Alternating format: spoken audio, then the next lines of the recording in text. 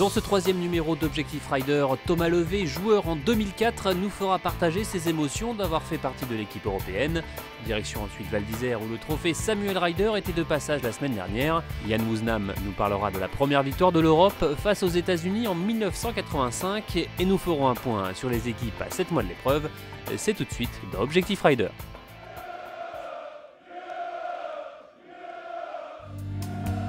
En 2004, 10 ans avant Victor Dubuisson, Thomas Levé devenait le deuxième Français à prendre part à la Ryder Cup. Une émotion à part pour le 6 fois vainqueur sur le Tour, nous l'avions rencontré juste avant l'édition 2012 et l'émotion était toujours présente. C'est comparable à le jour où tu as ta carte sur le circuit, par exemple. C'est le même genre de niveau, tu passes à un niveau supérieur. Ça correspond vraiment à ça. C'est-à-dire que tout d'un coup, tu es dans ce qui fait de plus magique, quoi. Je me rappellerai toujours le jour où j'ai mis l'uniforme de l'équipe européenne pour aller à l'aéroport. Donc, tu es lundi matin, 5 jours, 4 jours et demi du début. Et de là, de ressortir l'adrénaline à ce moment-là. Ça a été le même feeling que quand tu vas avoir tes résultats du bac. Tu vois, tu es un peu penaud, même si tu sais que tu vas l'avoir, tu es un peu penaud devant le truc, tu regardes ton nom et tu espères qu'en face, il y a marqué reçu, quoi. Une édition 2004 remportée par l'Europe grâce notamment à la victoire en simple de Thomas Levé face à Fred Funk. Mon coup du trou numéro 13 au par 3, quand je viens de perdre le 11 et le 12 totalement à contre-courant du jeu, contre Fred Funk, et au 13, il se met à donner, il se met à 45 cm et moi je me mets à l'intérieur de sa balle pour répondre. Avec entre les deux coups, 2 minutes et demie de public américain qui gueule USA, USA. Et là c'est très très long, et quand je la mets à donner, là les gens ils se sont tous mis debout à crier, quelle que soit la nationalité. Et là, là tu touches le top niveau. Chaque fois que je tape un fer 8 à 139 mètres avec un bunker devant à 134 mètres, je pense à ce trou là, ça c'est évident.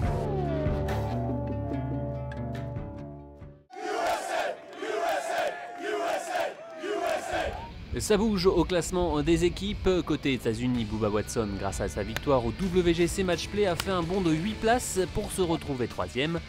Le gaucher américain est bien placé pour décrocher sa place dans l'équipe 4 ans après sa dernière participation dans l'épreuve à Glen Eagles. En tête, pas de changement, Justin Thomas est toujours devant. Juste derrière, on retrouve Dustin Johnson. Blessé depuis le mois de janvier, Brooks Koepka ne joue plus et peut avoir du souci à se faire. Chez les Européens, Rory McIlroy a remporté l'Arnold Palmer Invitational et conforte sa place de 5e dans le classement des points mondiaux. Un ranking toujours dominé par Justin Rose et Jon Rahm. Alexander Levy, le premier français, est pour le moment 19e. Du côté du classement des points européens, Tyler Lawton est toujours devant Justin Rose, Ross Fisher et Matthew Fitzpatrick. Victor Dubuisson 16e est le premier français.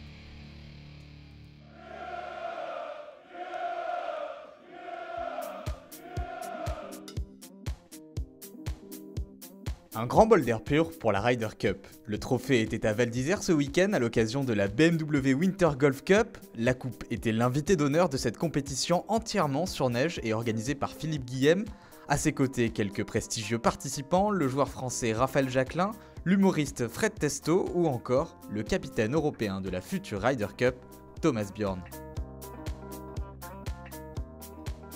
Well, the Ryder Cup is, the best vehicle you can find for spreading the game of golf to everyone. This is the one event where it doesn't really matter if you're a golf fan. It's Europe versus United States of America. It's sports at the highest level.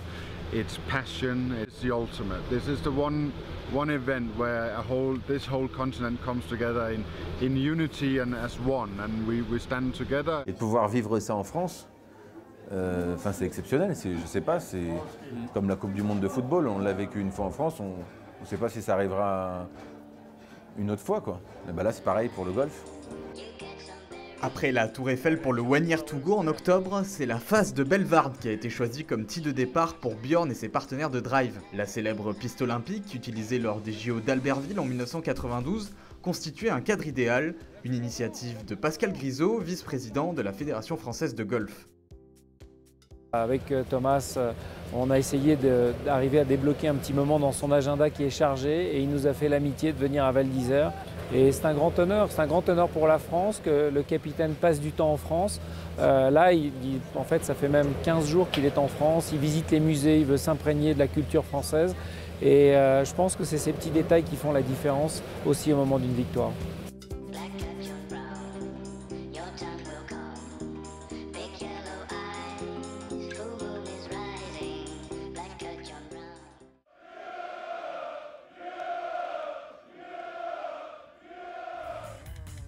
La Ryder Cup 1985 restera dans l'histoire. Pour la première fois de la compétition, l'Europe s'impose face aux États-Unis. 27 ans à l'époque, Jan Woosnam participait à sa deuxième Ryder Cup. L'ancien numéro 1 mondial se souvient. 1983 we played at West Palm Beach in Florida against Jack Nicklaus's team, and we came very close to winning there and just losing by 1 point, I think it was. And, in 1985 at the Belfry we felt we had a really good chance, so to sort of make history for the first time in a long time was very exciting, and to be part of that team, a young team as well, we could see that we were going to be part of a Ryder Cup for many years to come. Europe has been the underdogs for so many years, but then we started getting a stronger team, and we could compete. And then over the last 30 odd years or more now that we've been at the upper end on America, and now they've made a big effort, a very big effort to try and to retain, get back the Ryder Cup and to retain it. And yes, they are doing a very good job. Troisième de l'Open de France en 2002, le Gallois de bons souvenirs sur l'Albatros et le voit comme le parfait théâtre pour la prochaine Ryder. I've played 8 Ryder Cups, I've been a vice captain and I've been a captain, and yeah, they've all been different and different teams, but I think what's so fantastic, match play is great, and I think you can go out there and play your game and play very aggressively. And I think when we get to Paris, it's going to be exciting, because when you're getting them last 3 holes, it's not stroke play, it's match play, and you're going to see, some very good shots going into them greens, because, okay, you don't want to go in the water, but you want to, especially 4 ball, you're going to see some very attacking shots.